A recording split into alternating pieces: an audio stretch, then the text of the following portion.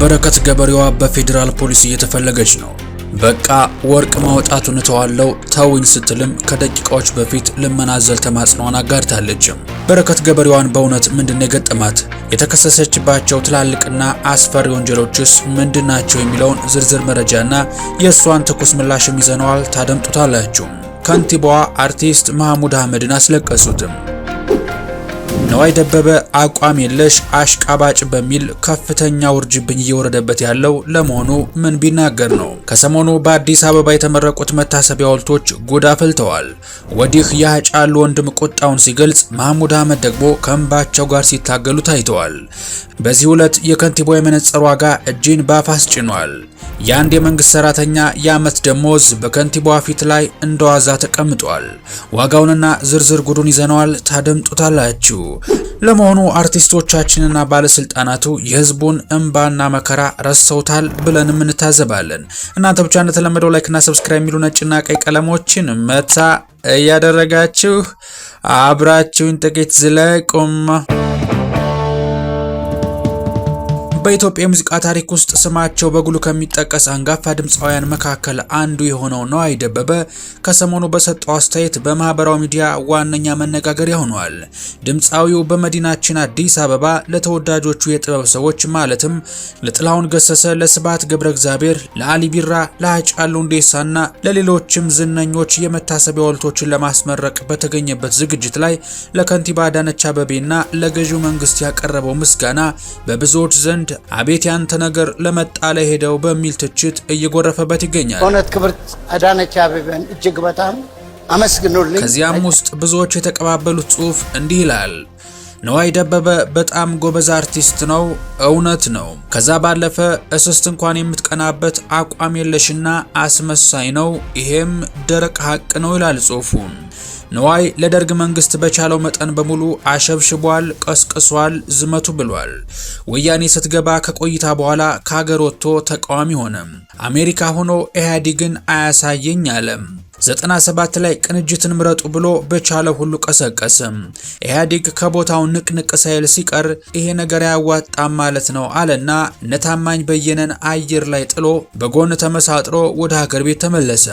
ገና እንደመጣም እያደነቀ የሁሉ ፎቅ እውነት የኛ ነው፣ እኔ እኮ የአውሮፕላኑ ካፒቴን ተሳስቶ ዱባይ ከተማ ያወረደ ነው መሰለኝ ገለመሌ ብሎ ለገዢው አጎነበሰም። በአደባባይ አሳስተው ነው ብሎ አብረው ሲቃወሙ የነበሩት ጓደኞቹንም ወቀሰም። ኢህአዴግን አያሳየኝ ባለበት አፉ ከኢህአዴግ ውጪ ወደ ውጭ አለ። ጠቅላይ ሚኒስተር መለስ ዜናዊ ሲሞቱ አበቃልን በቃ ከዚህ በኋላ ምን ሊውጠን ነው ብሎ ቀጥታ ስርጭት ላይ አይኑን በሶፍት እየጠራረገ አለቃቀሰም። ወይኔ ሳያገባኝ ተቃውሜ ሲገባኝ አጣሁት አለ።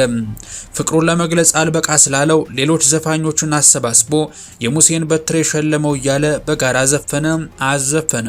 በዚያ ሳያበቃ ከኃይለ ማርያም ደሳለኝ ኢህአዴግ ጋርም እየተሞዳሞደ ሀገሬን በመምረጤ ነታማኝ ኮንሰርት እንዳልሰራ አድማ መቱብኝ እያለ አለቃቀሰም። እስኪ በቃውም ወቀሳቸው ይለናል ጽሑፉ። 40ኛ ዓመት የህወሓትን የምስረታ በዓል ለማክበር ከሌሎች አርቲስቶች ጋር ደደቢት ወርዶ እነዚህን ለነጻነታቸው ሲታገሉ የነበሩ ምስኪኖች ተቃውሜ ከደርግ ጋር ምን ነክቶኝ ወገንኩ እያለ ራሱን ሲወቅስ በቲቪ ታየ። ብዙም ሳይቆይ ጊዜ በቃ ብሎት ኢህአዴግ ወረደ። እነ ዶክተር አብይ መጡ። ተቃዋሚዎች ወደ ሀገር ቤት ገቡ። ሲቃወማቸው የነበሩትን ጓደኞቹን ለመቀበል ኤርፖርት ቀድሞት የተገኘ ሰው አልነበረም። በፍጥነትም ማሊያውን ቀይሮ ያለ አፍረት ሲተቻቸው ከነበረው ታማኝ በየነ ጋር ቃለ መጠይቅ ለማድረግም ቁጭ አለ። አይኑን በጨው አጥቦ ተሸውጄ ነው እኔ እኮ ህዝቡ እንደዛ አደባባይ ወጥቶ ሲያለቅስ ከምርም መለስ ዜናዊን የሚወዱት መስሎኝ ነበር። ለካም ያለቅሱት ያደረሰባቸውን በደል እያሰቡ ነው አለ። በሰዓቱ ታማኝ እንዴት ሽምቅቅ እንዳለ እስካሁን ፊቴ ላይ ያለ ይለናል የዚህ ጽሑፍ ባለቤትም። ወዲያው ሌላ ማሊያ ለብሶ ዶክተር አብይ ከፈጣሪ የተሰጠን መሪ ነው እያለ ይናገር ጀመር። አሁን ገና ሀገሬን ባደራ የሚሰጠው ታማኝ መሪ ያገኘው እያለ መሰከረ። በህወሓትና በፌዴራል መንግስቱ ጦርነት ወቅት ደግሞ እንደገና በላቸው፣ አሳዳቸው፣ ደምስሳቸው የሚል ዘፈን ሰራ። ዘንድሮም ነዋይ ደበበ የተለያዩ ታዋቂ አርቲስቶች የነጥላውን ገሰሰ፣ ስብሐት ገብረ እግዚአብሔር፣ መሐሙድ አህመድ፣ ሃጫሉ ሁንዴሳና ሌሎችም አርቲስቶች የተካተቱበት የሐውልት ምርቃት ላይ ተገኝቶ እንዲህ ሲል ተደመጠ። አልጠበቀም። ነዋይ በዕለቱ ደስታው እጥፍ ድርብ እንደሆነና ዕለቱም ኢትዮጵያ እንደገና የተወለደችበት ቀን እንደሚመስለው ገልጾ መንግስት የሚደነቅ ተግባርን ያደረገው በማለት ውዳሴውን አቅርቧል። ኪነ ጥበብ ያብብ፣ አዲስ አበባም ታብብ፣ እነዚህ ታላላቅ ሰዎች ተረስተው ይቀሩ ነበር በሚል ከንቲባ አዳነች አቤቤን አመስግኑልኝ ማለቱ አሁን ከላይ ያስደመጥናችሁን ጽሑፍና ሌሎችም ትችቶች አርቲስቱ ላይ ይዘንቡበት ጀምር። አዲስ አበባ ገና ታባለች፣ ገና እንጽፍላታለን፣ እንቀኝላታለን። ኪነ ጥበብ ያብብ፣ አዲስ አበባም ታብብ። በሌላ ወገን ደግሞ አንድ ግለሰብ እንደ ግለሰብ የፈለገውን ሀሳብ የመደገፍና የፈለገውን መንግስት የመቃወምም ሙሉ መብት አለውና ነፃነቱን አትንፈጉት የሚሉ ከሱ ወገን የቆሙ ሰዎችም አልታጡም። ይህ ቅሬታ የመጣው ካለው ወቅታዊ ሀገራዊ ሁኔታ ጋር ተያይዞ ነው።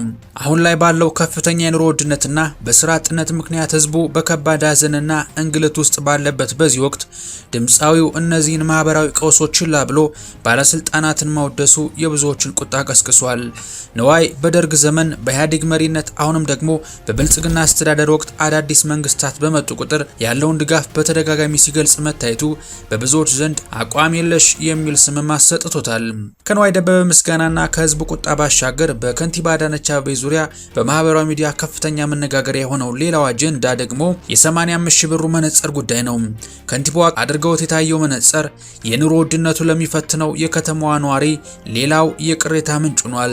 ከንቲባዋ አድርገውት የታየው ይህ መነጽር ሉዊስ ቪቶን የተሰኘው የታዋቂው ብራንድ ምርት ሲሆን በዓለም አቀፍ የገበያ ዋጋው በትንሹ ከ450 ዶላር በላይ ይተመናል። ይህም አሁን ባለው የገንዘብ ምንዛሬ ብናሰላው ከ85 ሺህ ብር በላይ መሆኑ ነው መነጋገሩ ያደረገው።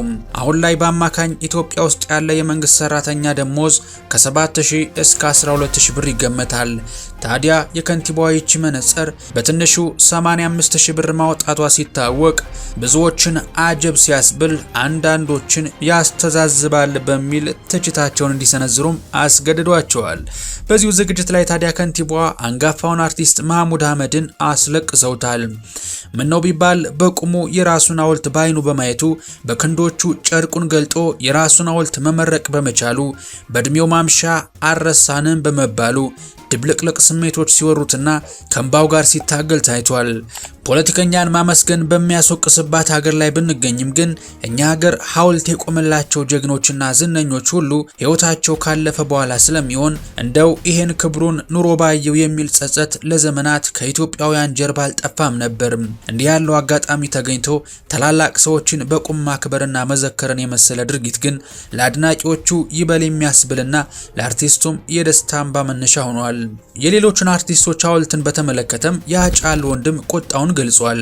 ከሐውልቱ በፊት ፍትህ ይቀድማል ሲል የወንድሙን ፍትህ መጠየቁም አይዘነጋም። የክብር ዶክተር ጥላሁን ገሰሰ ሐውልት መቆሙን ቀደም ብለን እንዳልነው ለክብሩና ለስራው ቢያንስበትም ቆሞ ሊያው አለመቻሉ ነገሩን የተለመደ አድርጎታል። የመሐሙድ አህመድን ልዩ ያደረገውና ሁነቱን በእንባ ያጀበው ጉዳይ ይህ ነው። በቁም የራስን ሐውልት ማየት ትውልድ ያለፈ ስራና ውለታን ቆጥሮ ሲያመሰግን በእድሜ አመሻሽ ላይ መመልከት እውነትም ከእንባ ያታግላል። የምንወዳችሁ ሌላ ወደ ተሰማ አስገራሚ መረጃ ስናልፍ በማህበራዊ ሚዲያ በትጋት የምትታወቀው በረከት ገበሬዋ ያልታሰበ የህግ ክስ አጋጥሟታል። በረከት ከከፍተኛ ባለስልጣናት ጋር በመመሳጠር በሀገር አቀፍ ደረጃ ለተፈጠረው የነዳጅ እጥረት እጁ አለበት በሚል በሙስናና በኮንትሮባንድ ወንጀል ተጠርጥራ ተከሳለች። እንደ አቃቤ ህግ ክስ ከሆነ በረከትና ባለስልጣናቱ ህግን በመጣስ ከ466 ሺህ ሊትር በላይ ነጭ ናፍጣ በህገወጥ መንገድ እንዲዘዋወር አድርገዋል። የሚገርመው ደግሞ በረከት ምንም አይነት የነዳጅ ማከማቻ ዲፖ ሳይኖራት በሊትር 100 ብር አካባቢ የተገዛው ነዳጅ ለወርቅ አምራቾች እስከ 1200 ብር ድረስ በመሸጥ ከፍተኛ ትርፍ አግኝታለች ተብሏል። ይህ ድርጊት ደግሞ በገበያው ላይ ላለው የነዳጅ እጥረት እንደ ዋነኛ ምክንያት ተጠቅሷል። በተጨማሪም በዚሁ ጉዳይ የተጠረጠሩ ሌሎች ግለሰቦች ቤትና ቢሮ ላይ በተደረገ ድንገተኛ ፍተሻ በህገወጥ መንገድ ተደብቆ የተቀመጠ በ10 ሺዎች የሚቆጠር የአሜሪካን ዶላር፣ ዩሮና ፓውንዶችም ተገኝተዋል። በአሁኑ ወቅት የፌዴራል ከፍተኛ ፍርድ ቤት መዝገቡን ከፍቶ የተከሳሾችን ጉዳይ በዝርዝር መመልከት እንደጀመረም ተዘግቧል። ከወራት በፊት ከከባድ እስር በዋስ የተፈታችው በረከት ገበሬዋ የተነሳባትን ክስ ተከትሎ ለሀገሯና ለደጋፊዎቿ እጅግ ልብ የሚነካና ቁጭት የተሞላበት መልእክትም አስተላልፋለች።